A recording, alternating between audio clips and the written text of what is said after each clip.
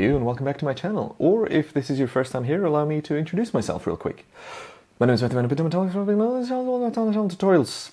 I've had better ones. Today's video is sponsored by you, the audience. You can check out my new ebook, which is all about setting up your passive income system using passive income streams in the video description. Anyways, moving on. A couple of months ago by now, my good buddy Sam Evans invited me to go to San Francisco to jump on board a big project with him. The project was the launch or the hype video for the brand new Samsung S20 Ultra smartphone. Sam brought me on board to produce time-lapse and hyperlapse content, which, as I assume you know by now, is kind of my specialty. I've already made quite a few tutorials on how to time-lapse and how to hyperlapse, so today I'm teaching you something new. Part of the big shoot we had was a 2-hour doors-off sunset helicopter flight over San Francisco, which was honestly a bit of a bucket list thing for me.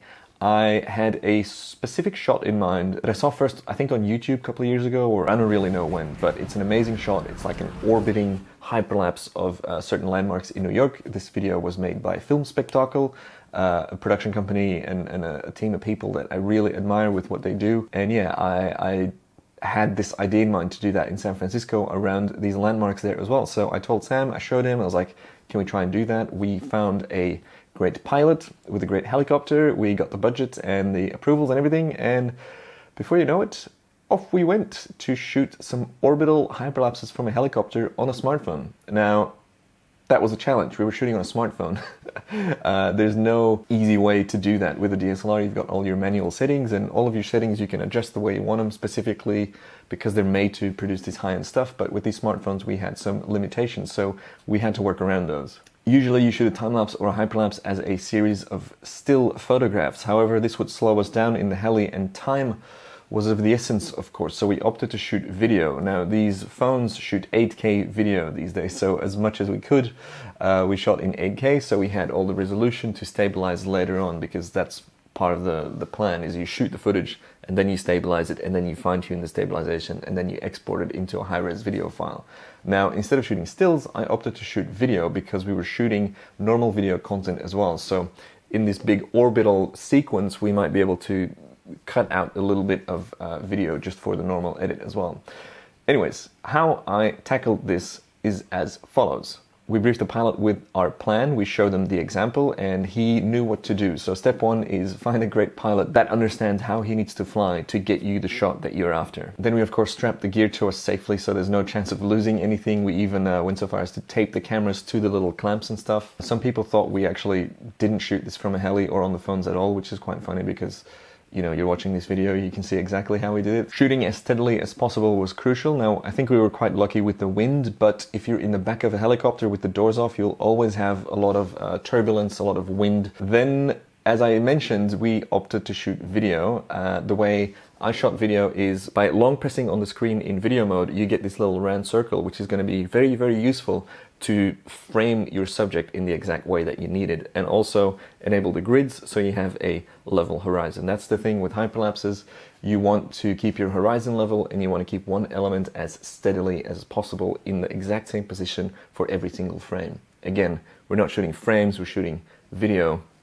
Well, we are shooting frames, but we're shooting them at 30 frames a second. So it is really crucial to just be as steady as possible, and having this great pilot really helped us with that. Then the remaining challenge is to stay out of the downdraft, stay out of the wind, steady your breathing and steady your shooting, and then just hope that it all works out properly. Here's some BTS or behind the scenes footage of our shoot. You can see very, very concentrated and quite challenging to nail these shots, knowing that the budget we were working on and the time frame that we had. This was very crucial. Now, the shoot is only part one. Part two is the edit, because there's just so much footage to go through. We hid ourselves away for 3 days when we were back in Sydney to just do the whole edit, to go through hundreds and hundreds of gigabytes of footage that we shot on these smartphones in insane resolutions. 8K video is not fun to edit with, especially not on a laptop that I usually work on. Even my full-spec iMac that I have in Sydney didn't really deal with it properly, but we made it work. So let's move into After Effects to post-process this footage.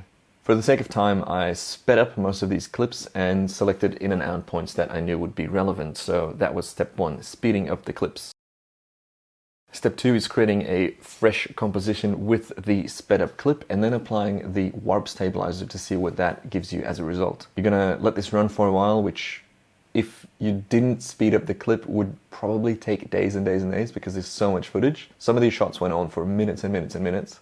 When you apply the warp stabilizer, you want to have a low smoothness percentage, and you're better off doing a couple of compositions so you can warp stabilize one composition, then create a new composition of that composition and apply the warp stabilizer again with a smoothness between 5 to 10%, and then you can repeat that process as often as you want.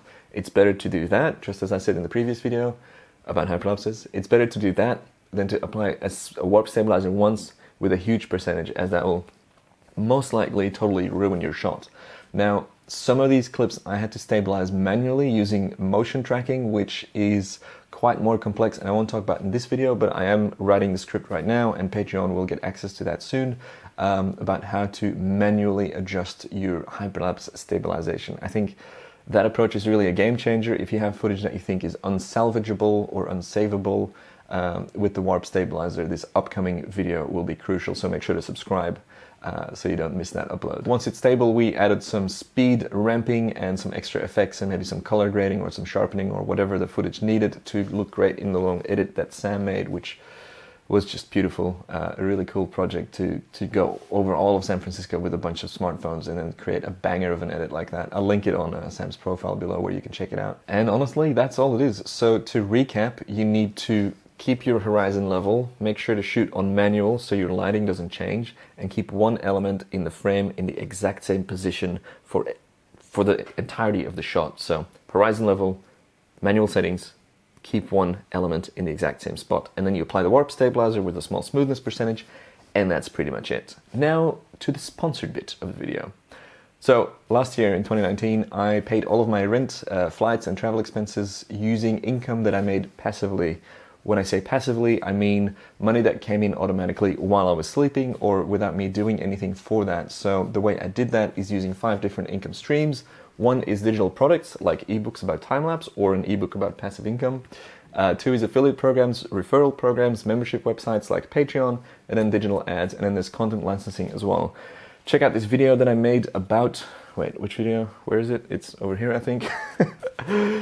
That I made about how this all works. So this passive income for creatives book applies to anyone that's got a hobby or is passionate about something. You can apply everything that I've learned to your niche and then start making money from that. It takes a little bit of time setting up, but once it's set up, it's running, and you will literally just see the money come in for the next couple of years.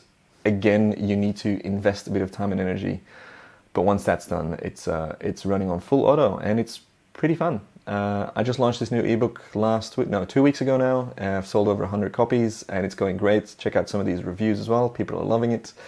And yeah, I hope you check it out. You can use I Like YouTube as a discount code on checkout, and you walk away with a nice little discount and a great book. Hope you like this video. Hope you're staying safe and sane out there. I'm definitely slowly losing my mind. I've been cooped up for almost 2 weeks now. And yeah, slowly going mad with this whole COVID-19 thing. But yeah, hope you're all staying safe and well, and I'll see you guys on the next video. Goodbye. Seriously going insane. I've got to, like, if you notice, the energy levels of this video were a bit lower because Amelia's in the other room. She's just kind of like sleeping. Today's a write-off. We're not doing much today. Yeah. How are you doing?